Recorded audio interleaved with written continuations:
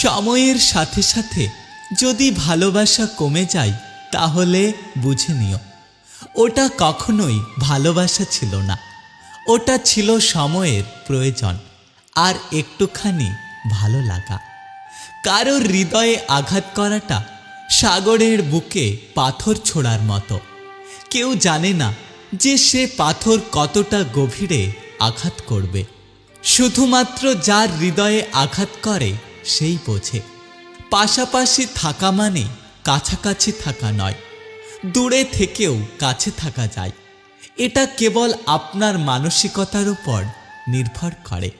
এই কষ্টের পৃথিবীতে ভালো থাকার জন্য বেশি কিছু জিনিসের প্রয়োজন নেই, শুধু একটুখানি সততা, নিজের ওপর বিশ্বাস, অল্প কিছু আপন মানুষ যারা তোমাকে চোখ বন্ধ করে বিশ্বাস করবে, কিংবা যাদের কাছে প্রাণ খুলে কথা বলতে পারবে, আর যারা অল্পতেই খুশি হওয়ার মানসিকতা রাখে।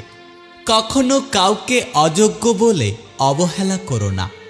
একটা কথা সবসময় মনে রেখো, তুমিও কারোর না কারোর কাছে অযোগ্য। এই পৃথিবীতে কেউ কারোর যোগ্য নয়, সবাইকে নিজের মতো করে বানিয়ে নিতে হয়। তোমার ভুলগুলোকে কখনো নিজের সাথে বহন করো না, সেগুলোকে পায়ের নিচে ফেলে এবং সেগুলোর ওপর ভর করে তুমি জীবনে চলার পথে এগিয়ে যাও। একটা ছাতা হয়তো বৃষ্টিকে থামিয়ে দিতে পারে না, কিন্তু তা আমাদের বৃষ্টির মধ্যে দাঁড়াতে সাহায্য করে। তেমনি নিজের প্রতি কনফিডেন্স হয়তো তোমাকে জেতাতে পারবে না, তবে তোমার জীবনের চ্যালেঞ্জগুলোকে মোকাবিলা করার জন্য তোমাকে শক্তি দেবে।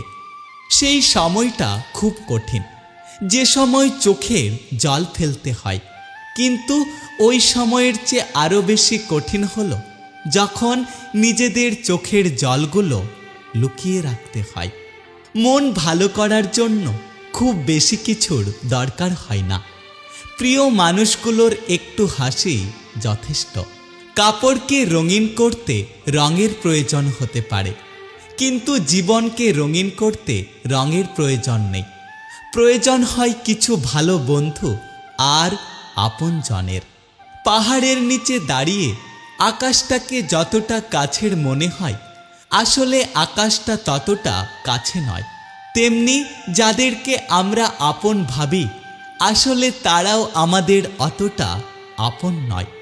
মানুষের মন বড়ই জটিল, সেটাকে বুঝতে হলে তোমাকে অনেকটা সময় নিতে হবে। তুমি যদি খুব তাড়াতাড়ি বোঝার চেষ্টা করো, তাহলে কখনোই তুমি বুঝতে পারবে না। যে কখনো আশা ছাড়ে না, তাকে হারানো পৃথিবীতে সবচেয়ে কঠিন।